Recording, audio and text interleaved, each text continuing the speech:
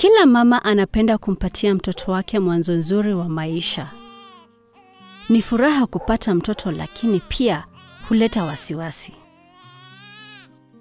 Kliniki ya kina mama na watoto wachanga hufanyika katika hospitali au zahanati iliyo karibu na wewe.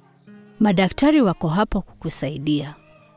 Wanaweza kuona ishara hatari na kukuhakikishia ya kwamba mtoto wako anakuwa vizuri. Kliniki itapima kuona mtoto wako anakuwa vizuri na wewe unapona.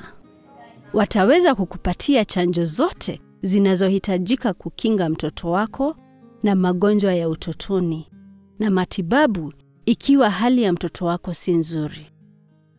Fika kwa kituo cha afya na mtoto wako katika muda usiozidi siku 3 baada ya kujifungua. Fika tena kwa kituo cha afya baada ya siku 7 na baada ya wiki 6. Pia, unaweza kutembelea kituo cha afya wakati wowote kupata ushauri ama usaidizi. Kila mama angependa kukuwa na mtoto mwenye furaha na afya. Kituo chako cha afya cha kina mama na watoto kipo hapo kukusaidia.